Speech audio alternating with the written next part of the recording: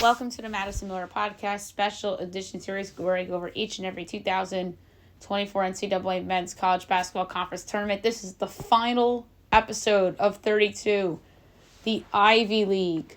The tournament will be held at Levium Gymnasium in Manhattan. That is the home of Columbia, who is not in the field, spoiler alert, of this Ivy League tournament. We'll go over these seeds, then we'll do the small bracket, and then we will do the miscellaneous stuff. All right. Your one seed in this tournament with the record of 24-3 overall, 12-2 in conference play, the Princeton Tigers, who you could make a case may end up on the at-large side of the field rather than a 12 or a lower seed. Your 2 seed, 22-6 overall, 11-3 in conference play. The Cornell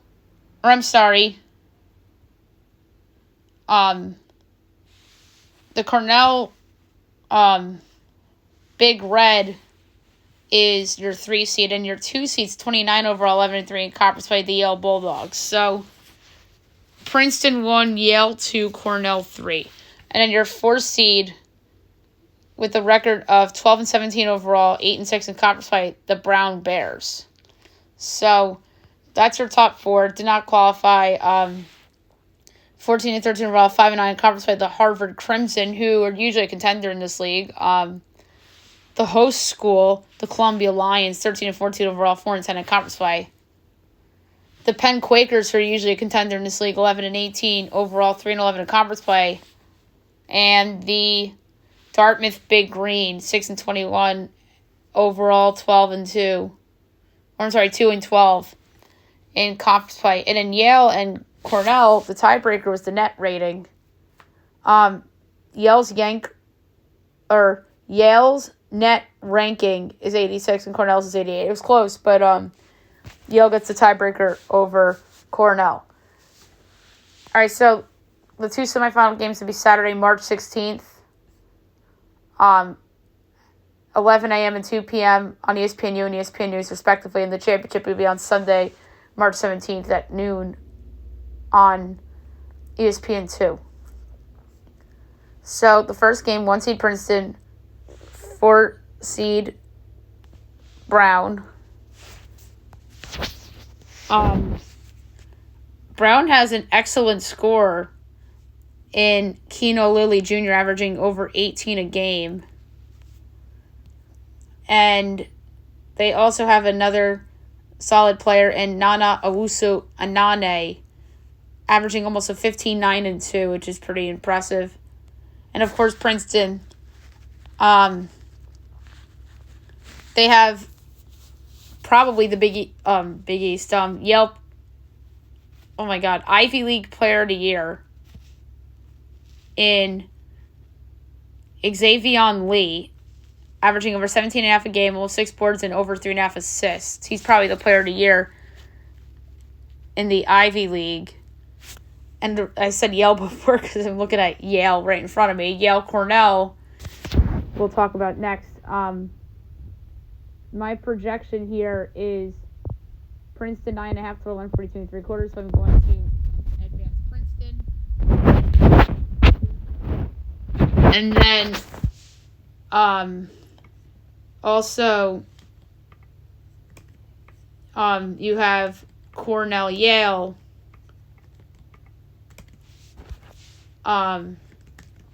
In the semifinals, Yale has a very well-balanced team led by Danny Wolf and John Palacios. And on the flip side, Cornell has been a pleasant surprise in this league. Has a big 2 in Chris Mannon and Nazir Williams. So those guys could be relied on. And then there's a lot of pieces around the fringes. My projection here is Cornell by a quarter, total 149-11/20. And that's probably why I got confused with the seeding, because I have Cornell advancing to the title game. which is on St. Patrick's Day at noon. 3 seed Cornell, 1 seed Princeton. The best player on the court is obviously Lee of Princeton. Cornell's been a really fun story. They should be very proud of getting to this point. And I think that is wonderful for that school. And I firmly believe that their coach, Brian Earl, is earned the Coach of the Year award in the Ivy League this year. My projection is Princeton 2.6, so therefore I have the Princeton Tigers winning yet another Ivy League tournament heading to the Big Dance. Let's see if they can come close or even exceed what they did in the tournament last year. Most outstanding player of the tournament is going to obviously be Lee of Princeton. Other tournaments, if Princeton loses this tournament, they're going to be in the NIT. I just don't think they're going to be an at-large. Looking at their resume, Rutgers stinks. They have a win over them. Hofstra not very good compared to like other teams in that conference.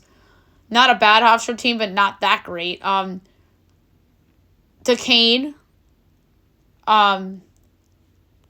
They also have a win over Furman, who was down this year relative to expectations. Drexel, decent CAA team. They lost to St. Joe's, who turned out to be a disappointment. They beat Delaware by 2. They lost to Cornell. And they lost to Yale.